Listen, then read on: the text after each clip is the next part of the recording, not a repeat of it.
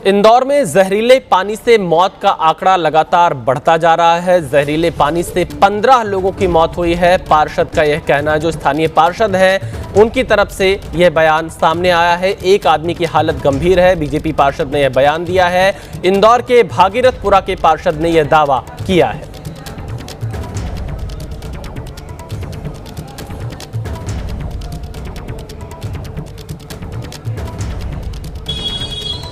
इंदौर के भागीरथपुरा के पार्षद कमल बघेला हमारे साथ हैं। सर, लगातार लोग बीमार हो रहे हैं, मौतें भी हो रही हैं, अलग अलग आंकड़े आ रहे हैं। आपके पास क्या जानकारी है, कितने लोग अब तक इस दूषित पानी की वजह से अपनी जान गंवा चुके हैं? आज उस आपदा को, क्राइसिस को हुए 8 दिन हो गए और लगभग 15 लोगों की इस पीरियड में डेथ हुई है। सब प्रकार की डेथ, अगर भागीरथपुरा की टोटल डेथ माने जाए तो वो सब मिला के 15 हो गई है। तो लेकिन ये अलग अलग तरह की जानकारियां क्यों आ रही हैं कि कलेक्टर कुछ और कहते हैं, कहीं और, तो ये इसके पीछे की क्या वजह है? क्या हुआ कि जब ये आपदा हुई, मतलब इसको क्राइसिस बोल सकते, कोई भी चीज़ हो सकती है, तो उस समय बहुत भयावह स्थिति प्रारंभिक दिनों में थी। तो किसी भी घर में अगर कोई व्यक्ति बीमार हुआ तो वो अपने व्यक्ति को लेकर सिस्टम पे नहीं आया है। उसको ये नहीं लगा कि मैं सास की जगह जाना चाहिए, वहाँ नाम लिखाना चाहिए। हो सकता है उसको मन में डाउट रहेगा, और होता ही है कि मैं वहाँ जाऊँगा, प्रोसेस करूँगा, इतने तो मेरा व्यक्ति मर जाएगा, हमारे बीच से चला जाएगा। तो उन्होंने लोगों ने क्या करा है कि मोहल्ले के डॉक्टर को दिखाया। कोई बहुत सारे लोग, हज़ारों लोग मोहल्ले के डॉक्टर से ठीक हुए, उनमें से कुछ चले भी गए। तो वो स्वास्थ्य विभाग के रिकॉर्ड पे थे नहीं वो कि आपके हॉस्पिटल में भर्ती नहीं हुआ है, इसलिए आप मान नहीं रहे हो कि ये डेथ हुई है। या किसी हॉस्पिटल में अपने स्तर पे उन्हें भर्ती कर लिया, क्योंकि मरता क्या नहीं करता, जिसको जहाँ जगह मिली वो वहाँ चला गया। तो जो उसके कारण से डेथ हुई है वो 15 से ज़्यादा, जो चूँकि मैं इस क्षेत्र में रहता हूँ, मोहल्ले में नागरिक चले गए, वो हमें जानकारी है हमारे अपने परिवार के, इसलिए मुझे आप शामिल कराएंगे उस लिस्ट में जिनको कुछ सहायता सरकार की तरफ से मिल सके?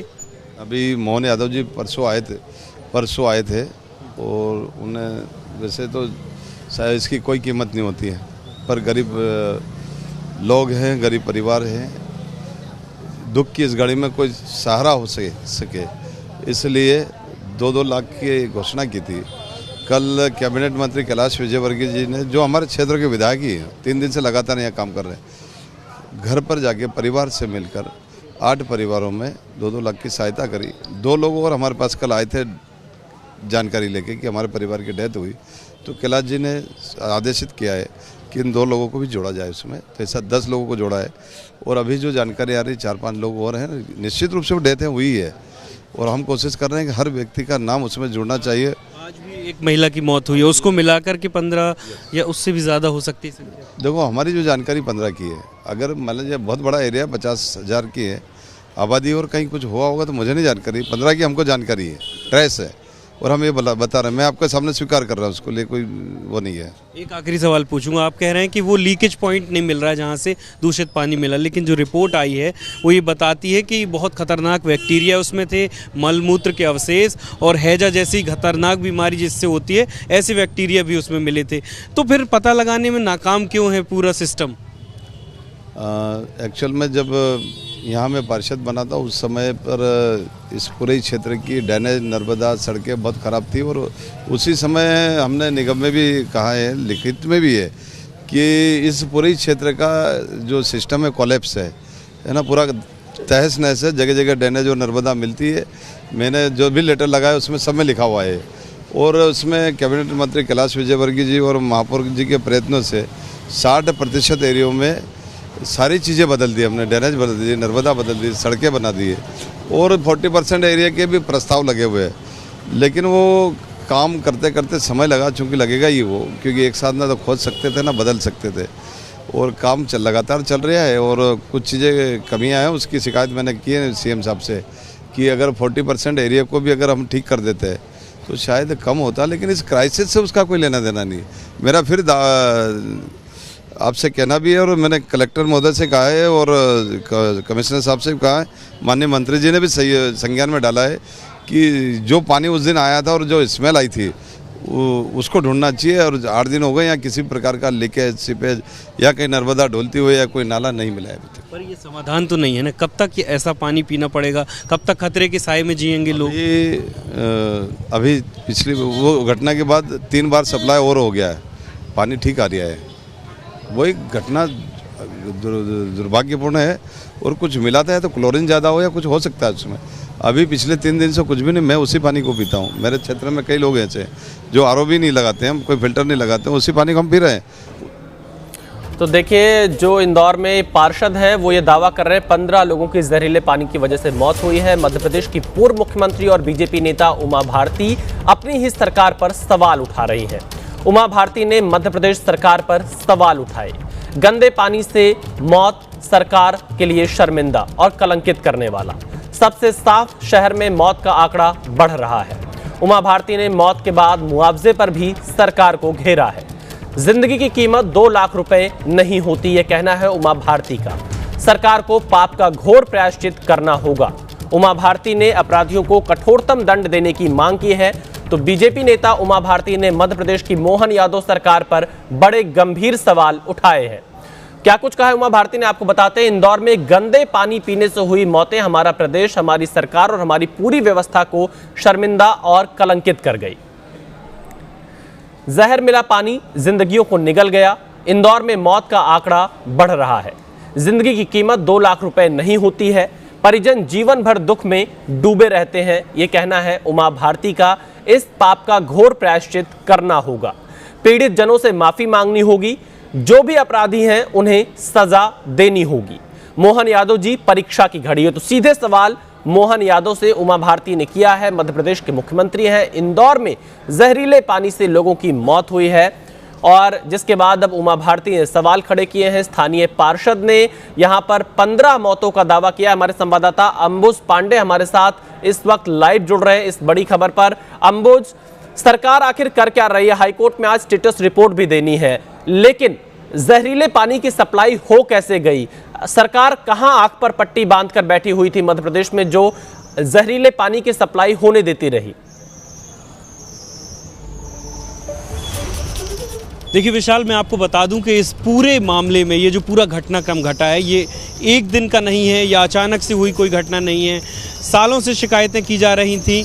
खुद पार्षद ये मानते कि 3 साल पहले उन्होंने पत्र लिखा था। और पत्र लिखा क्या था? पत्र लिखने के सिलसिले शुरू हुए थे। 1 साल पहले करीब इस मामले में काम आगे बढ़ा था कि टेंडर की प्रक्रिया जारी हो, लेकिन वो 7 महीने करीब अटका रहा। उसके बाद बीते साल जो अभी अभी बीता है, अगस्त में टेंडर हो गया और अब तक काम शुरू नहीं हो पाया था। एक घटनाक्रम तो ये हुआ।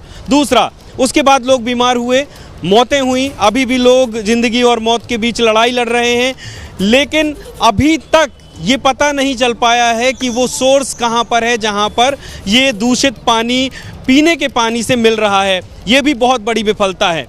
जो पार्षद हैं वो किसी और भी इशारा कर रहे हैं कि किसी तरह का केमिकल मिला हो सकता है, किसी तरह का कोई इस तरीके की मिलावट हो सकती है, चाहे क्लोरीन की मात्रा ज़्यादा हो सकती है, उसकी वजह से हो सकता है कि यहाँ पर प्रशासन क्या कर रहा था? जो जिम्मेदार अधिकारी थे वो क्या कर रहे थे? नगर निगम क्या कर रहा था, जिनकी पूरी ये जिम्मेदारी होती है कि स्वच्छ जल लोगों तक पहुँचाया जा सके? सबसे स्वच्छ शहर माना जाता है इंदौर, जहाँ पर यह घटना सामने आ रही है। मोहन यादव का क्या कहना है? उनके अधिकारियों का क्या कहना है? सरकार इस पर क्या कह रही है? कहां चूक हुई है? किसकी जिम्मेदारी? इतना समय क्यों लग रहा है जिम्मेदारी को तय करने में? देखिए, जहाँ तक जिम्मेदारी की बात है विशाल, अभी तक सिर्फ 3 लोगों पर कार्रवाई हुई है और 3 भी बहुत निचले स्तर के अधिकारी या कर्मचारी कहे जा सकते हैं। बड़े लोगों पर किसी पे जिम्मेदारी तय नहीं हुई है अभी तक किसी ऐसे अधिकारी पर जिसके हस्ताक्षर से ये काम हो सकते थे, जिनकी वजह से ये फाइलें रुकी हुई थी, जिनकी वजह से ये पूरा टेंडर का प्रोसेस इतने दिन तक अटका रहा और जिनकी वजह से ये काम नहीं हो पाए। दूषित पानी लोगों ने पिया, उनकी मौत हो गई और आज ये इतनी भयावह स्थिति बनी हुई है। ऐसे किसी अधिकारी पर अभी तक कोई कार्रवाई नहीं हुई है। और जहाँ तक बात आप कह रहे हैं कि मुख्यमंत्री, मंत्री या बाकी लोग क्या कह रहे हैं, तो एक कमेटी बना देने के बाद सब अपनी जिम्मेदारी से कहीं ना कहीं पल्ला झाड़ते नजर आ रहे हैं।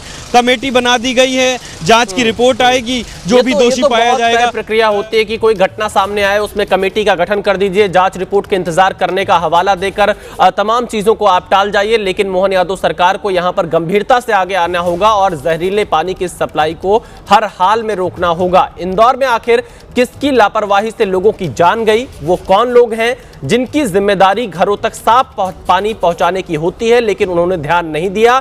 एक एक करके आप नाम देख लीजिए। निगम कमिश्नर दिलीप यादव हैं, क्योंकि काफी वक्त से स्थानीय लोग गंदे पानी की शिकायत कर रहे थे और ये उन शिकायतों को बिल्कुल भी उस पर गंभीरता नहीं दिखा रहे थे, उन शिकायतों को दबाकर रख लेते थे। ये आरोप इनके ऊपर है। आयुक्त के साथ अपर आयुक्त रोहित सिसोदिया भी नए साल पर हुए इस जहरीले हत्याकांड के जिम्मेदार माने जा सकते हैं, क्योंकि अगस्त महीने में पाइपलाइन बदलने का टेंडर हो चुका था लेकिन दिसंबर तक काम शुरू नहीं हुआ।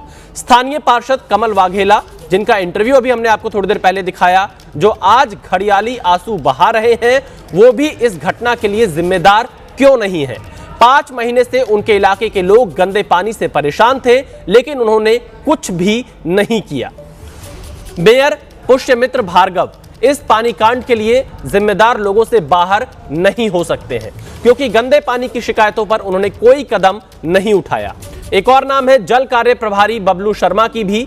इन मौतों पर इनकी जिम्मेदारी भी तय करना बेहद जरूरी है, क्योंकि लगातार जहरीले पानी की शिकायत पर उन्होंने तब तक ध्यान नहीं दिया जब तक इंदौर में हाहाकार नहीं मच गया, लोगों की मौत नहीं हो गई। अंबुज हमारे साथ लगातार जुड़े हुए। अंबुज, आपने जो जानकारी दी वो नाम हम अपने दर्शकों को दिखा रहे हैं। आखिर इन बड़े लोगों पर मोहन यादव की सरकार एक्शन लेने में पीछे क्यों हट रही है? यहां पर लोगों की मौत हुई है, आखिरकार कब तक आंख पर पट्टी बांधकर बैठे रहेंगे मोहन यादव?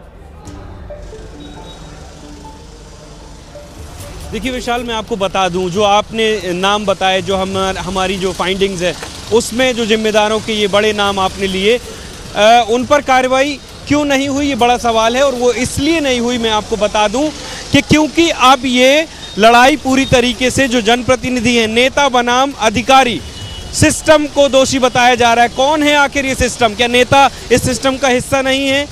अब यहाँ पर जो बड़ी लड़ाई हो रही है वो ये हो रही है कि भोपाल के इशारे पर बिठा ले गए इंदौर के जो बड़े बड़े अधिकारी हैं, वो यहाँ पर इंदौर के स्थानीय नेताओं की सुनवाई नहीं कर रहे हैं। कहीं ना कहीं ये कहने की कोशिश हो रही है। पुष्यमित्र भार्गव की आप बात सुन लीजिए, वो ये कह रहे हैं कि हम अधिकारियों से शिकायत कर रहे थे। पार्षद ये कह रहे हैं कि हम अधिकारियों से शिकायत कर रहे थे। खुद कैलाश विजयवर्गीय ये कह रहे हैं कि समन्वय की कमी है, अधिकारी सुनवाई नहीं कर रहे हैं।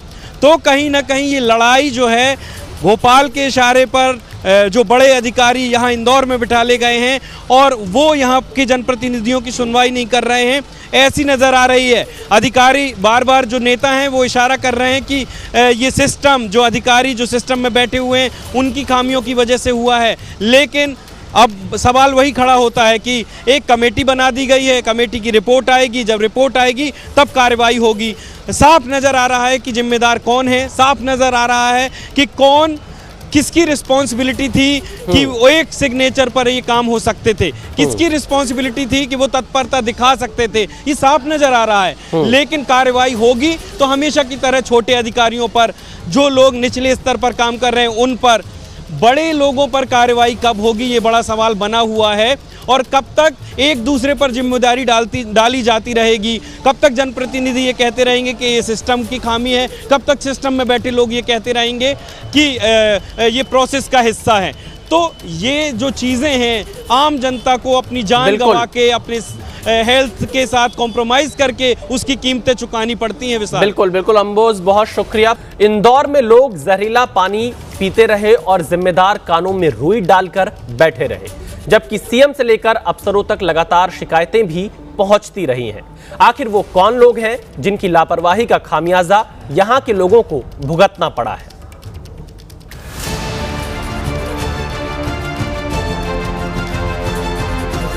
जनप्रतिनिधि और अधिकारियों के बीच तालमेल का नगर निगम में अभाव लगता है। वो अभाव, उसको भी हम ठीक करेंगे। कल हम बैठक लेके। मतलब साफ है, इन मौतों के लिए जहरीला पानी जिम्मेदार नहीं है, बल्कि जहरीला हो चुका ये सिस्टम और उसके अधिकारी जिम्मेदार हैं। क्योंकि कभी इनकी जहरीली लापरवाही जनता पर भारी पड़ती है तो कभी इनका नकारापन समय से पहले लोगों को मौत की नींद सुला देता है, जैसा इंदौर के भागीरथपुरा में हुआ है।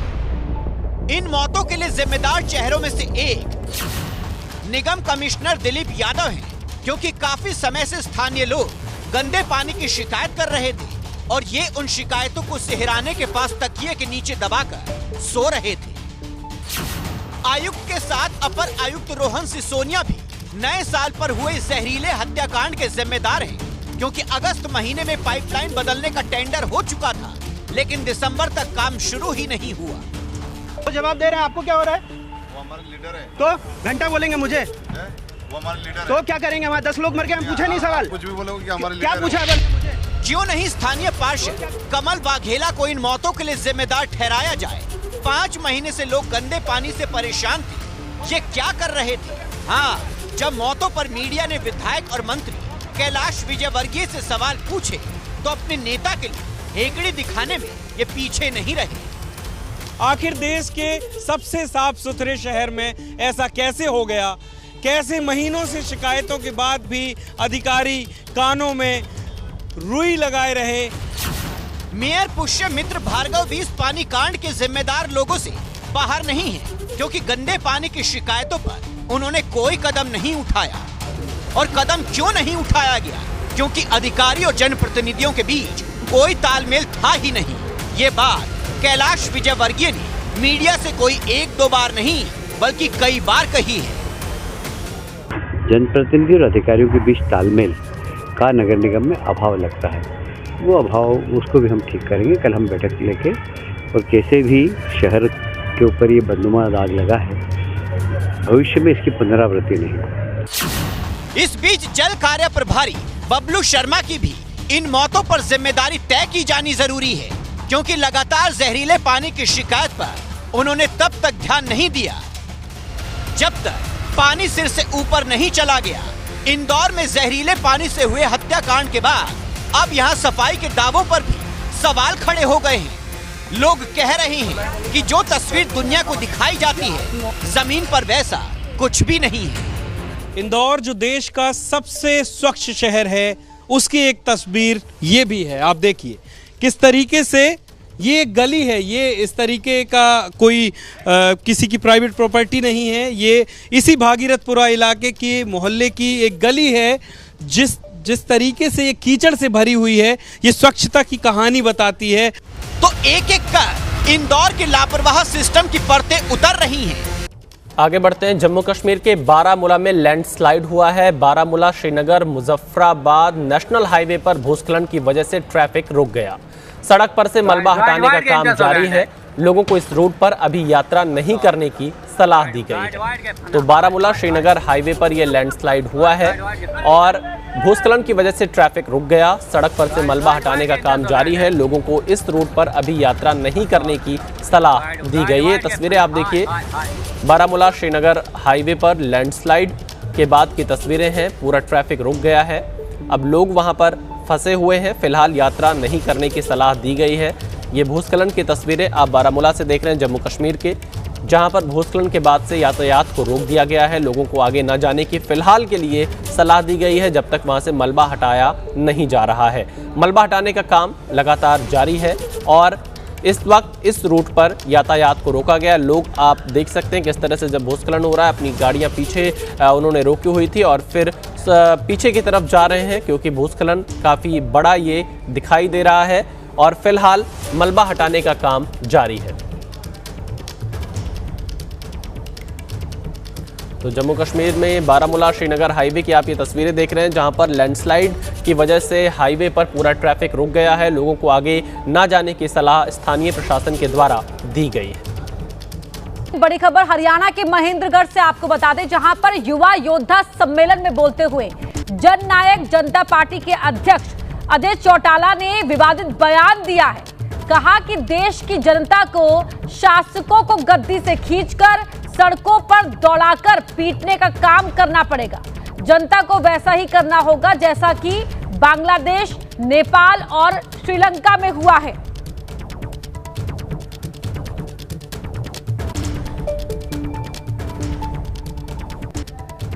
पड़ोसी मुल्कों में श्रीलंका में जिस तरीके से नौजवानों ने वहां की सरकार का तख्ता पलट करके रातों रात उन्हें भगाने पे मजबूर किया, जिस तरीके से बांग्लादेश के लोगों ने, नौजवानों ने वहां की सरकार का तख्ता पलट करके उन शासकों को देश छोड़ने के लिए मजबूर किया, जिस तरीके से नेपाल में वहां के नौजवानों ने लामबंद होकर के न केवल उनको सड़कों पर पीटने का काम किया बल्कि रातों रात देश छोड़ने के लिए मजबूर किया।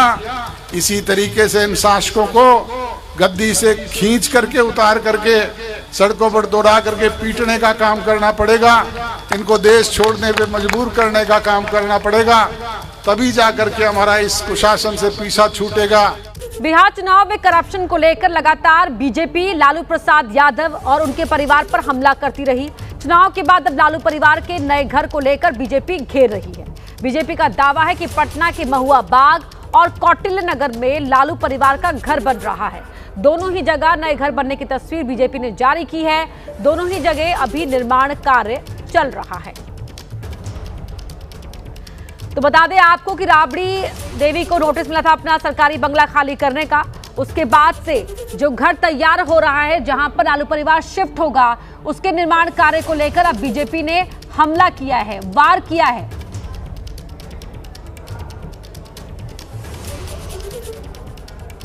देखिए, सत्ता सेवा का माध्यम होना चाहिए, सत्ता भोगने का माध्यम नहीं होना चाहिए। मकान पे मकान बन रहा है, जमीन पे जमीन आ रहा है। बिहार के लोगों को ये जानने का हक है, बिहार के लोग निश्चित रूप से, देखिए, बिहार के लोग को जानने का हक है कि लालू जी, आपका परिवार सुबह से शाम गरीब गुरबा गरीब गुरबा गरीब गुरबा, महुआ बाग में आलिशान बंगला बन रहा है। अभी खबर आई है कौटिल्य नगर में, पटना एयरपोर्ट के पास इतनी वीआईपी एरिया में एक आलिशान बंगला बन रहा है। इतना बंगला बनवाते हैं और गरीब गुरबा की बात करते हैं। बिहार की जनता को जानने का हक है। दस्तावेज कहाँ हैं? क्या आपने अपने नॉमिनेशन एफिडेविट में ये सब को डाला था? नहीं डाला है तो बिल्कुल जांच होनी चाहिए। सरकार में बैठे हुए लोगों का सबका जांच हो पहले। अभी तो हमारी पार्टी ने दिया ना, ये जो आदरणीय लालू प्रसाद जी के परिवार के फोबिया से ग्रसित लोग हैं, असली मुद्दे से ध्यान भटका रहे हैं। अभी तो मिशनरी मैनेजमेंट के द्वारा सरकार में आए हैं, 202 का संख्या है, प्रचंड बहुमत के बाद भी बेचैनी में है। इसी से पता चलता है जो जो वादा किया वो तो पूरा करना नहीं है, उस पर बात करना नहीं है, ध्यान भटकाने की कोशिश, बस मुद्दे से ध्यान भटकाना है। तो कौटिल्य बाग वाले घर, महुआ बाग वाले घर, इसको लेकर सवाल उठा रहे हैं। कौटिल्य नगर में जो घर बन रहा है उसके निर्माण कार्य पर भी बीजेपी ने यहां पर सवाल उठाया कि गरीब गुरबे की बात करने वाला लालू परिवार जब अपने घर की बात पर आता है तो देखिए किस तरह से महल का निर्माण करवा रहा है। जवाब दे जनता को कि आखिरकार किस आधार पर वो गरीब का दर्द समझने का दावा करते हैं, क्योंकि खुद उन्हें अपने रहने के लिए आलीशान घर चाहिए और जिस घर का निर्माण लंबे वक्त से चल रहा है, ऐसा निर्माण कि वो खत्म ही नहीं हो पा रहा।